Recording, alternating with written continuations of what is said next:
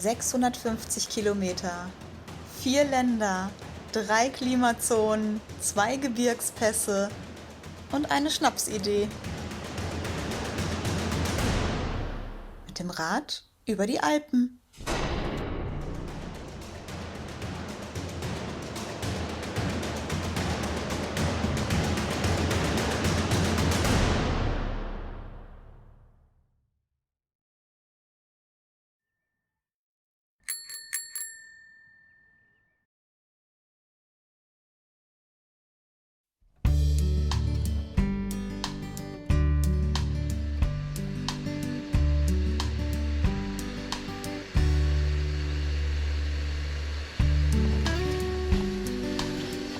Morgen.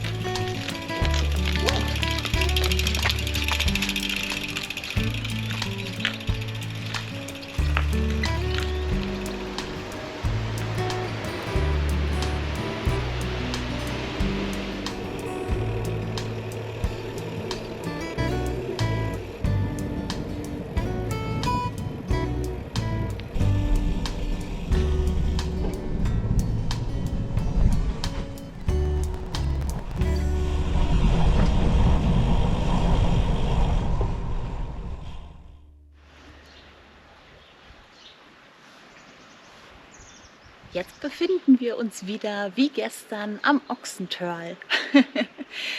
Der Name stand übrigens nicht davon, dass hier früher mal Ochsen durchgetrieben wurden, sondern das Tor dient als Zugang zum Biergarten.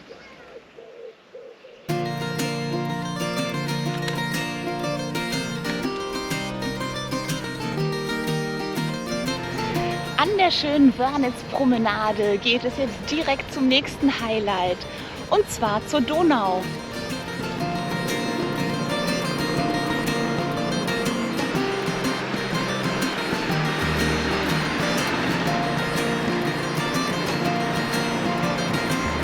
Hier fließen Wörnitz und Donau zusammen.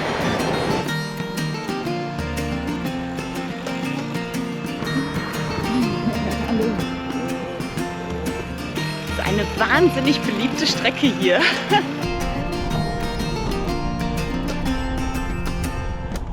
Das ist unglaublich schön.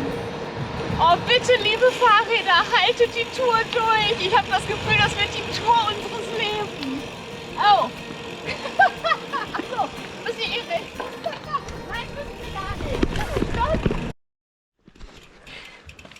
Wir müssen nicht rechts, also eigentlich schon, der Radweg geht hier weiter, aber da soll sich der erste Meilenstein der Via Claudia Augusta befinden und den allerersten nehmen wir natürlich mit, den dürfen wir nicht verpassen. Ich glaube, ich sehe ihn schon. Sollen wir hin?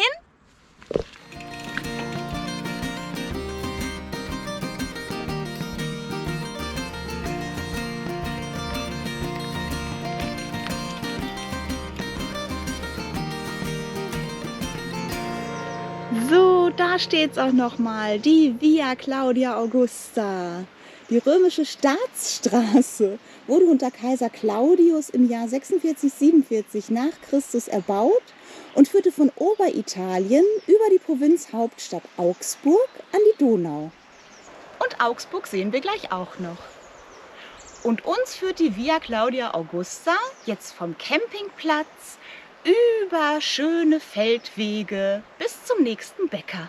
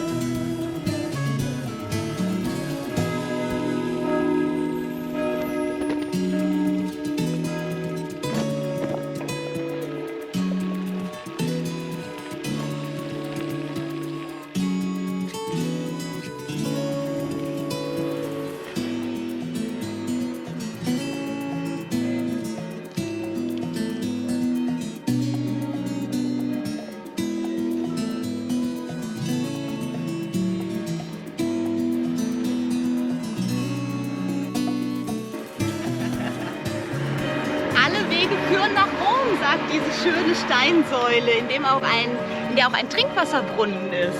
Sehr schön. Unser Weg führt uns jetzt nicht nach Rom, sondern erstmal nach Augsburg.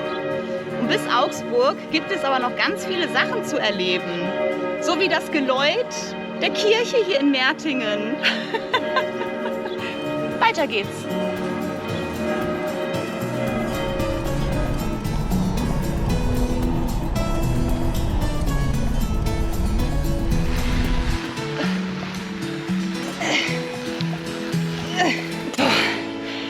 Ach Gott. Das hinter Mertingen war ein kleiner Hügel, ein kleiner Anstieg. Aber alter Schwede. Boah, wie anstrengend. Puls von 158. Oh Gott.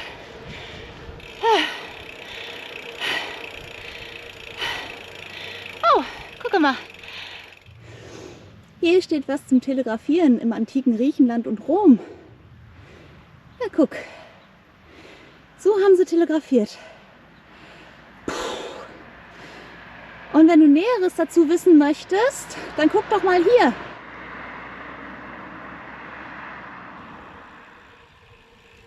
Drusheim.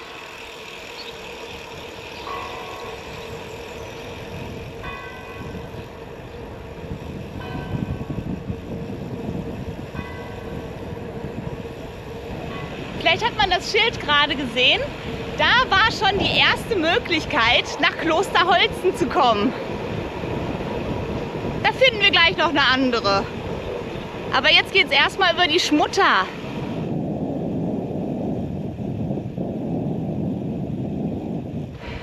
Oh, die Kirchtürme vom Kloster Holzen. Das sieht von hier aus schon super schön aus.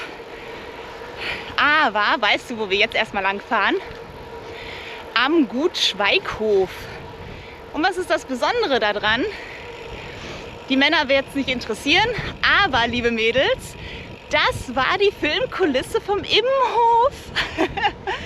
Oh, ich bin gespannt, ob ich da irgendwas wiedererkenne. Ach, habe ich total gerne geguckt. Trippel, trippel, trippel, trippel, Pony. Trippel, trippel, trippel, trippel, Pony.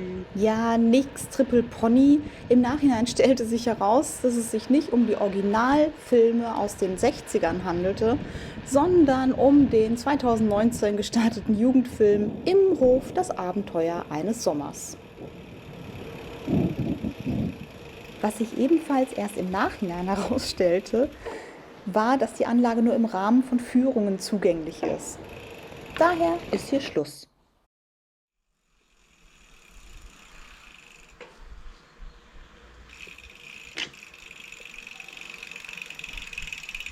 Hier verlassen wir jetzt die Via Claudia Augusta für den vorhin schon angekündigten Abstecher zum Kloster Holzen.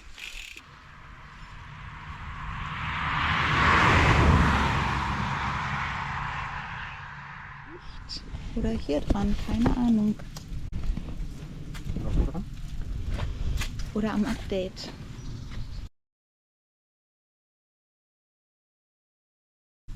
Da stehen wir.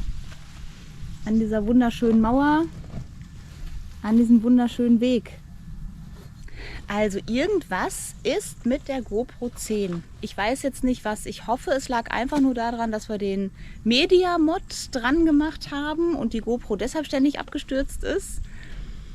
Ich hoffe mal nicht, dass es an dem neuen Update lag, was ja manchmal auch passieren kann. Denn dann würde diese Tour sehr, sehr lange dauern, weil wir ständig anhalten müssten, kurz den Akku rausziehen, wieder reinstecken, damit die GoPro wieder läuft.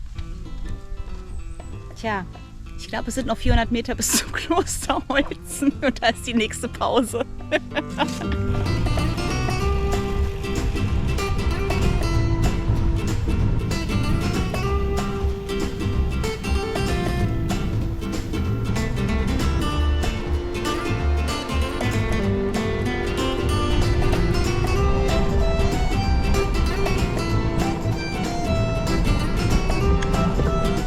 Dann wurde es steil. Und irgendwann zu steil.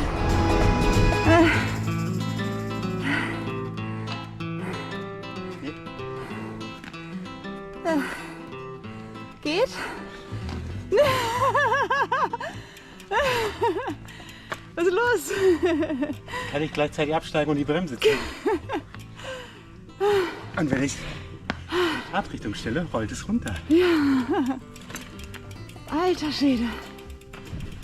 Aber das, was ich da hinten durch die Bäume sehe, das sieht schon fantastisch aus. Und das sieht danach aus, dass sich dieser steile Anstieg lohnt. Und apropos steiler Anstieg, ich befürchte, in den Alpen wird es noch steiler. Oh Gott. Ja, 2 Wochen Zeit.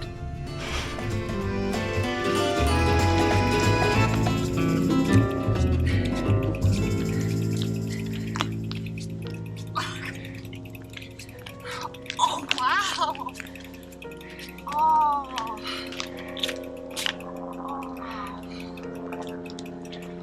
Oh.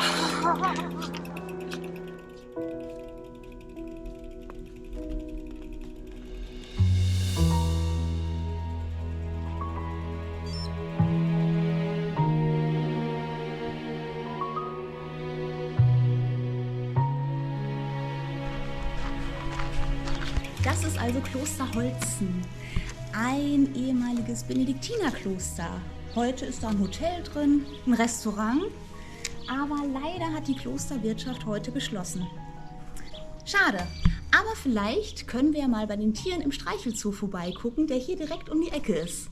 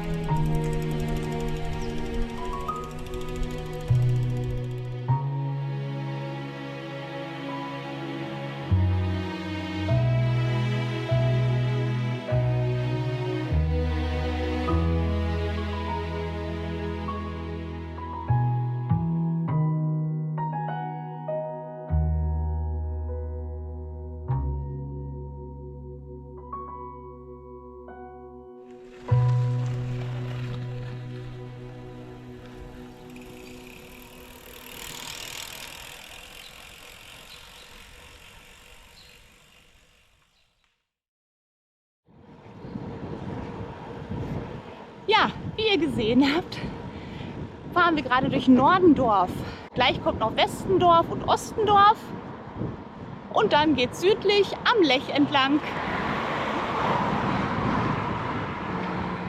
Das war das Fuggerschloss in Nordendorf. Mann, Mann, Mann, jetzt sage ich die ganze Zeit immer freundlich Hallo zu den Fahrradfahrern, die uns entgegenkommen. Alle antworten mit Servus. Jetzt fange ich an mit Servus und alle antworten mit Hallo. Wir probieren es beim nächsten nochmal aus. Mal gucken, was der antwortet.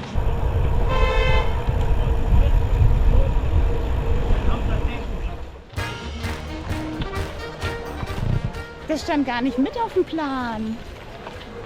Oh, und das riecht lecker. Mal gucken, ob ich Markus dran vorbeibuxieren kann oder ob wir da rein müssen.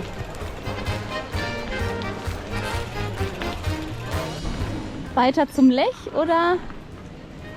Was ist denn das für eine rhetorische Frage? Wenn er so riecht, würde ich da reingehen, aber wir fahren trotzdem weiter zum Lech. Ah, sehr schön. Denn wir haben noch ein bisschen was zu essen von gestern übrig und das müsste auch mal so langsam weg. Sonst ist es gleich gar in der Tasche. Das wäre bei Salat nicht so gut. Wo Bank? Da Pause und guck dir das an. Das ist kein See, das ist der Lech.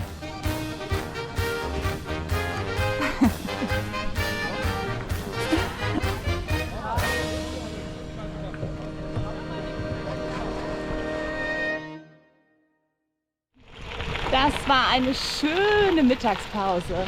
Und jetzt geht es erstmal 17 Kilometer am Lech entlang bis Gersthofen. Oh, sehr schön. Aber, servus, nicht, dass ihr euch zu früh freut auf diesen tollen Biergarten, der da war. Denn wie wir eben gelernt haben von einer einheimischen Person findet das Ganze nur einmal im Jahr statt. Es ist wohl eine Veranstaltung vom ortsansässigen Fischerverein. Da gibt es dann morgens Weißwurstfrühstück, anschließend Fisch, nachmittags noch Kaffee und Kuchen. Servus! So, da war es übrigens wieder, ne? Ich sag Servus, sie sagt Hallo. Mann, Mann, Mann, diese Bayern. So, und ich hoffe, dass ich gleich nochmal irgendwann in den Lech kann, weil obwohl die Sonne gerade weg ist, ist es trotzdem noch sehr warm.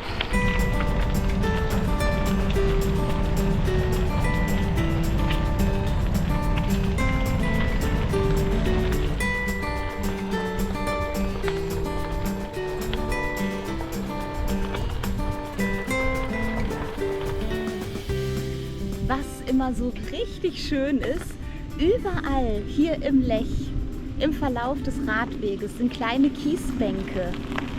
Und das sieht so toll aus, da können wir eigentlich auch mal hingehen, oder? Mit dem Fahrrad? Ich glaube, die Räder lassen mal oben stehen, ne? Dann gehen wir mal ganz kurz runter. Oh oh.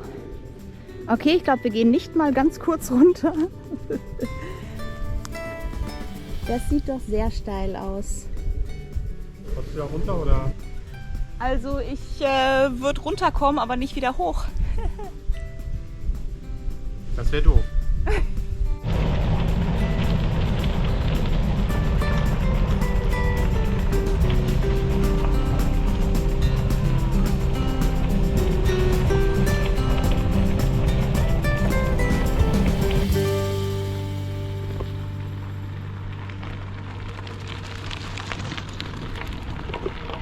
Das war gerade der Überlauf vom Lechkanal in den Lech. Und geradeaus sehe ich schon das nächste schöne Gebäude. Und zwar das historische Wasserkraftwerk von Bayern. Das Gebäude ist von 1906, seit 2019 UNESCO-Welterbe und seit 2008 befindet sich da drin das Lechmuseum. Und bis heute wird es zur Stromgewinnung genutzt. Oh, schöne Bänke.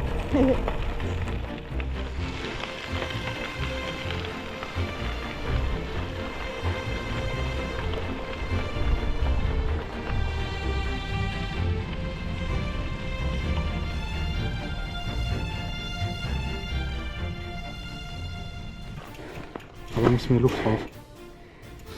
Aber ist kein Platten. Nee. Oh ja, alter Schwede, das ist... Da solltest du Luft aufpumpen. Ich denke auch.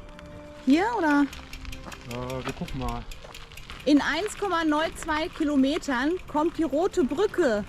Die hat bestimmt einen Pfeiler, wo du das Rad gegenlehnen kannst.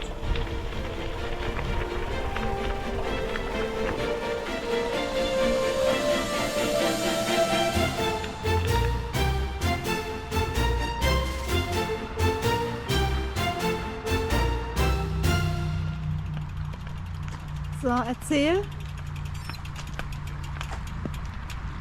Mir ist schlecht. Warum ist dir schlecht? Was ist los? Nee, war ein Scherz. Ja, ich denke mal, da hat irgendwie einen Stein oder so reingekriegt. Kann ich dir zeigen. Guck. Und das ist dann wieder das Schöne bei Tubeless.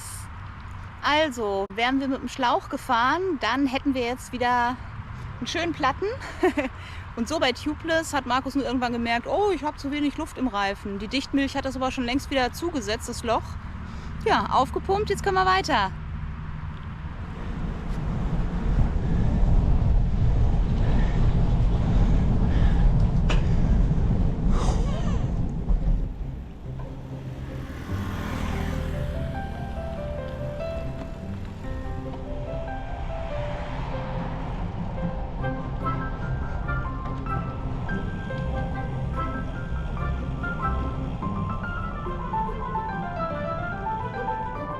Scheiße.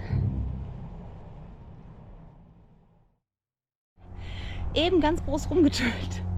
Jetzt ist die Luft schon wieder raus. Und wir wissen nicht, woran es liegt. Ach, ist aber mehr Luft drin als vorhin. Sie geht ja trotzdem raus. Deswegen müssen wir was machen. Mann, Mann, Mann. So, Markus hat jetzt neue Dichtmilch reingepackt, weil das hatten wir vergessen, die aufzufüllen. Und siehe da, Da ist das Loch. da ist das Loch. Jetzt kann wieder richtig abgedichtet werden. Jetzt kommt noch die restliche Luft in den Reifen. Und das hält dann hoffentlich zumindest bis Augsburg, bitte.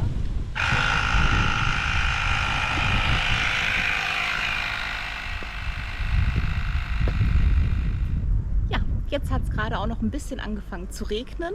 Wir sollten ganz, ganz schnell göttliche Hilfe einholen. Und am besten von dem Gott der Reisenden. Da fahren wir jetzt hin. Und ich weiß, ich habe den Helm auf, also nicht nur auf dem Kopf, sondern die Schnalle ist auf. Wer weiß denn, wie der Gott der Reisenden und übrigens auch des Handels heißt? Merkur. Und hier in Gersthofen ist die Rekonstruktion eines alten Merkurtempels. Das ist hier mal gefunden worden. Ach, da hinten sehe ich es schon. Das Original steht übrigens im Römischen Museum in Augsburg. Und wir gucken uns jetzt die Rekonstruktion an. Wasser? Wasser können wir gleich auffüllen und da ist er. Fang an zu beten, Markus. Denn da steht Merkur, Gott der Reisenden und des Handels. Hier an der Via Claudia gibt es wohl viele Merkur-Statuen oder Merkur-Tempel, was der Beweis dafür ist, dass hier sehr viel gereist wurde. Na, guck mal einer an. Erkennbar ist Merkur an seinem Flügelhut und an den Flügelschuhen und daran, dass er einen prall gefüllten Geldbeutel in der Hand hat. Den Geldbeutel sieht man noch, den Kopf leider nicht mehr, denn im Zuge der Christianisierung wurde ihm der Kopf abgeschlagen. So kann's laufen. Drumherum sind in einem großen Viereck Bäume gepflanzt und die sollen das ursprüngliche Ausmaß des Merkurtempels symbolisieren. So, und jetzt wird gebetet und danach haben wir hoffentlich Glück und kommen ohne weitere Pannen durch. Hast du mein Getränk Pulver gesehen? Ist der Merkur nicht auch der Gott der Diebe? Das stimmt.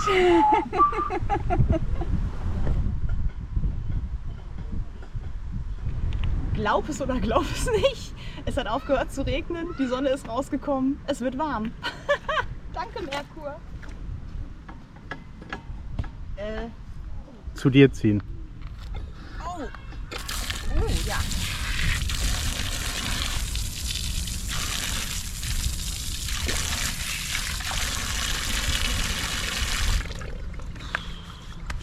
Schön. Ich glaube, der rennt jetzt zu Merkur und wünscht sich längere Beine.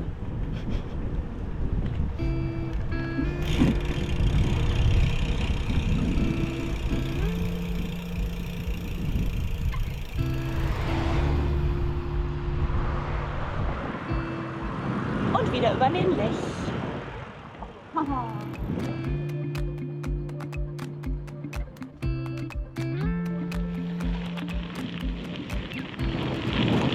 Hier sind wir jetzt im Naherholungsgebiet Müllberg. Toll, was die Stadt Augsburg raus gemacht hat. Ein ehemaliger Müllberg, der jetzt zum Naherholungsgebiet wurde, umgestaltet wurde. Leider kann man da nicht mit dem Fahrrad hoch, sonst hätte man schon mal eine wundervolle Aussicht gehabt auf Augsburg. Aber gleich sehen wir es auch so.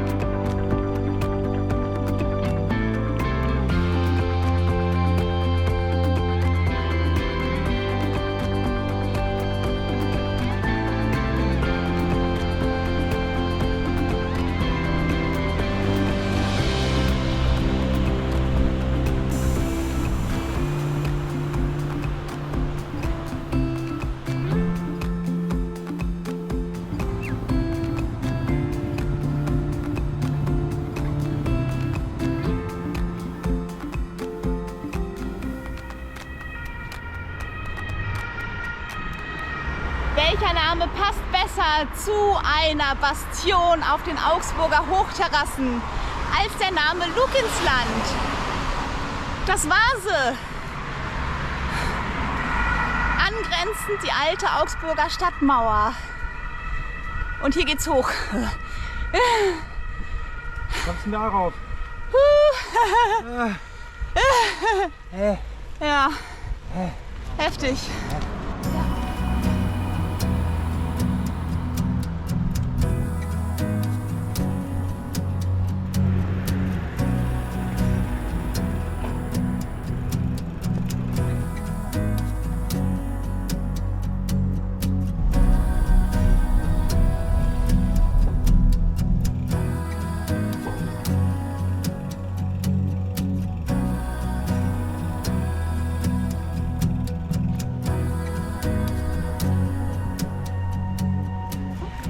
Herzlich willkommen in Augsburg. Da hinten ist der Hofgarten. Und da vorne sehen wir die fürstbischöfliche Residenz, beziehungsweise dort haben ehemals die Fürstbischöfe residiert. Seit 1817 ist das jedoch der Regierungssitz von Schwaben. Willkommen in Schwaben.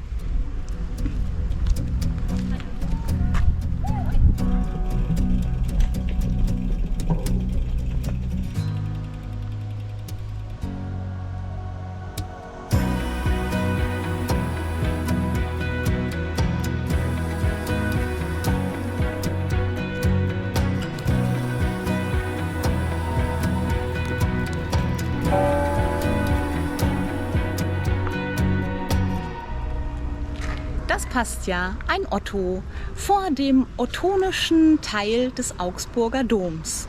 Daran zu erkennen, erstens, dass es der westliche Teil ist und zweitens, dass er nicht verputzt ist, sondern man den Backstein sieht. Der östliche Teil ist ein bisschen später dazu gekommen und er ist weiß verputzt. Aber was ich jetzt gerade viel interessanter finde, da wir auf der alten römischen Handelsstraße unterwegs sind, das ist die Römermauer, die direkt hinter dem Dom steht. Die stammt aus dem Jahr 1954 und ist eine Ausstellung von in Augsburg gefundenen Steindenkmälern. Die Originale befinden sich natürlich im Römermuseum, das hier sind nur Replikate.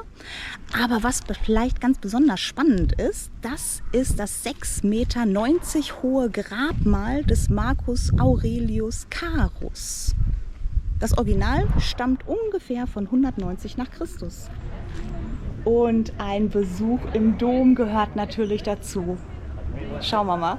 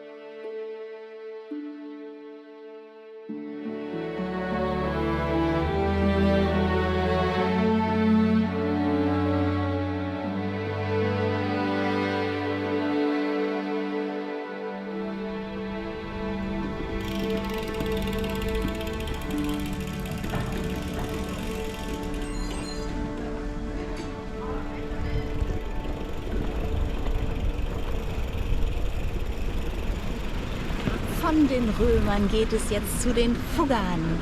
Wir fahren in die älteste Sozialsiedlung der Welt. 1521 gegründet von Jakob Fugger für bedürftige Augsburger Bürger. Die konnten dort wohnen für eine Jahresmiete von einem Florin. Das entspricht heute ungefähr 88 Cent. Kalt. Pro Jahr. Heute noch. Es ist unglaublich. 160 Menschen leben dort heute. Es müssen allerdings Augsburger Bürger sein und sie müssen Katholiken sein. Und zusätzlich noch einmal täglich das Ave Maria beten und das Glaubensbekenntnis. Aber mein Gott, für 88 Cent, warum nicht? Und das gucken wir uns jetzt an.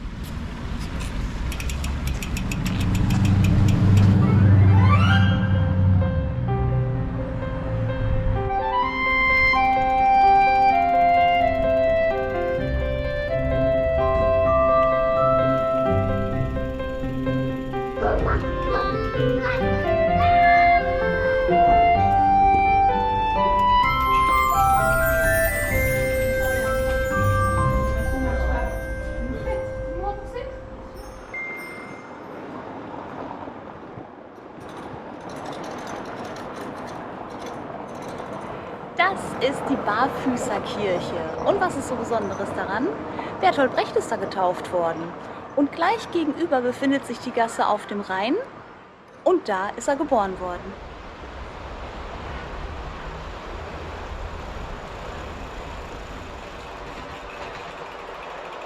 Ja, da hat das nur ein kurzes Stück gehabt zu seiner eigenen Taufe. Bertolt Brecht, der Dramatiker und Autor, der sich bestimmt durch die Gegend hier ein bisschen hat beeinflussen lassen. Denn in all seinen Werken, wie zum Beispiel Mutter Courage oder der Drei-Groschen-Oper, ging es immer um den Zwist zwischen Gerechtigkeit und Menschlichkeit und der Unvereinbarkeit, das Ganze umzusetzen. Das ist schon spannend. Aber noch spannender ist jetzt, wenn wir ein Restaurant finden würden. Sollen wir gucken, Markus? Oh ja.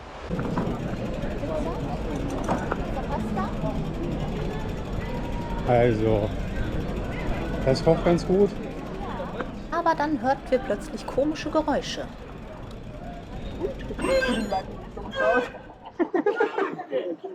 If only my mother could see me now, eh? She'd be so proud. All the money she spent on my education, so I can do this for you guys. Der ganze Rathausplatz und seine Umgebung war voller Menschen. Und es herrschte richtige Volksfeststimmung. Zu diesem Zeitpunkt ahnten wir noch nicht, dass auch unser Abend genau hier ausklingen würde.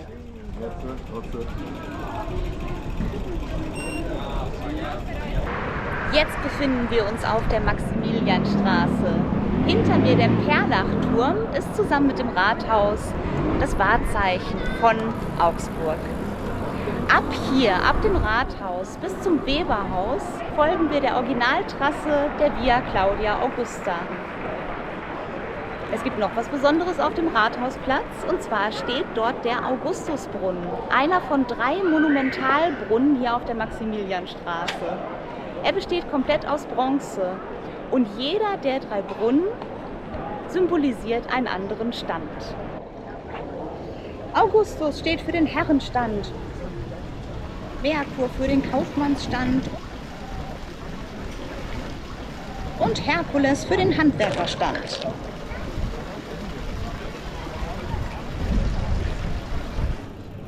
Und dieser junge, attraktive Radreisende steht für die Suche nach der nächsten Bank, beziehungsweise in unserem Fall nach dem nächsten Restaurant. Wir haben immer noch mächtig Hunger.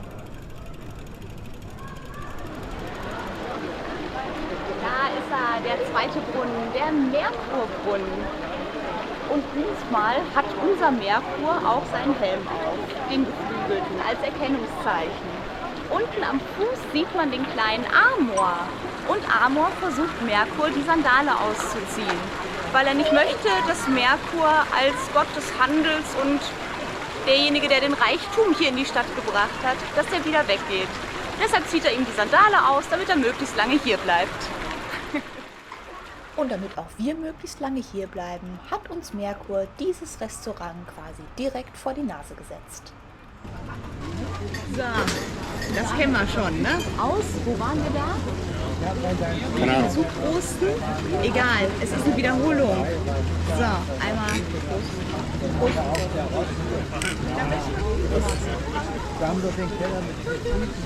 Kann was.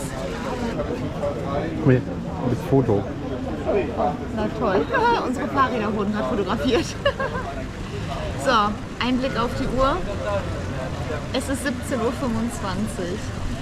Wir waren zu langsam heute. Wir haben uns zu viel ablenken lassen, aber es ist ja auch traumhaft schön hier.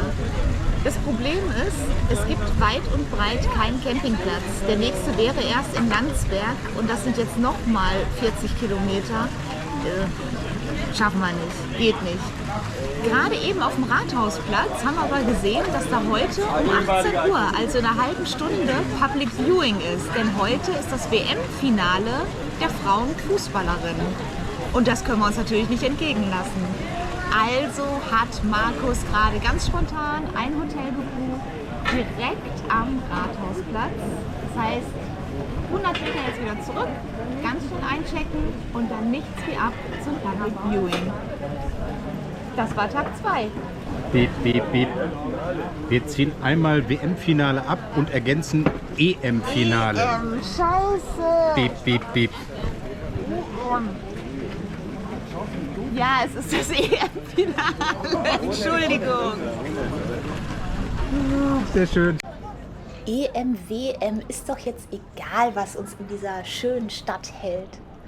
Direkt neben dem Rathaus in einer kleinen Gasse haben wir dann auch ganz schnell unser Hotel für heute Nacht gefunden.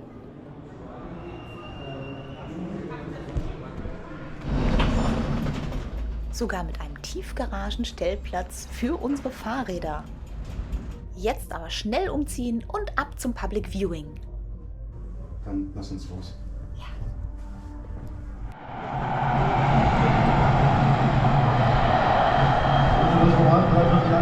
Innenverteidigung hat man auf den Außenpositionen teilweise fast ein bisschen hin und her geschoben.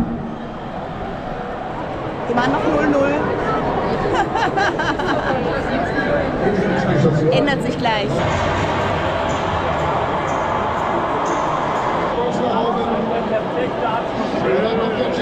Leider gut.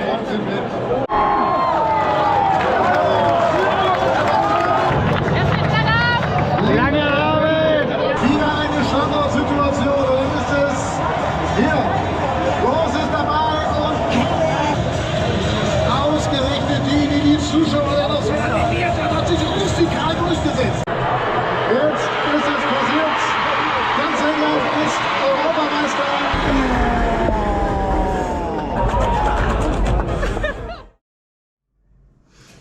Bei uns geht's morgen weiter. Wir gehen jetzt schön ins Bett. Wir haben die Schnauze voll. Nein, haben wir noch längst nicht.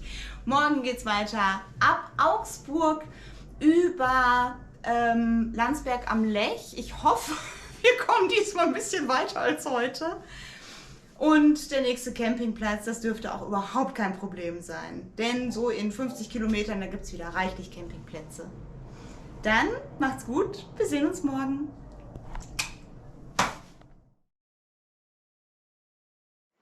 Und uns führt die Via Augsburg. Oh, Scheiße. Ja, das ist also Kloster Holsten. Ich glaube, da gehen wir lieber nicht durch. Da wäre auch noch eine schöne Kapelle drin gewesen, aber auf die verzichten wir jetzt zugunsten unseres Lebens. Das war das Fuggerschloss in Norderstedt. In Nordendorf, scheiße. Norderstedt ist bei Hamburg. Scheiße. Was? Der stinkt oder was? Wir brauchen einen neuen Reparaturplatz.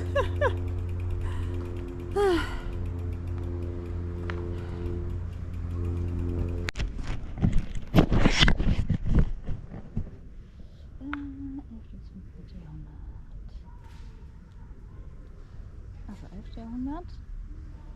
Gotisch 15. Jahrhundert. Wie passend, da steht ein Otto vorm ottonischen Bau. Und zwar vor dem Augsberg. Oh, Scheiße.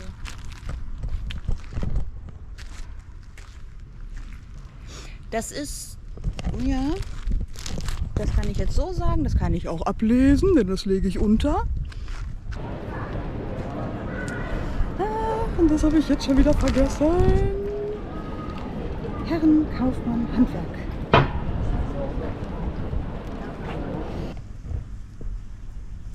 Und das ist ein ganz wichtiger Ort für mich persönlich.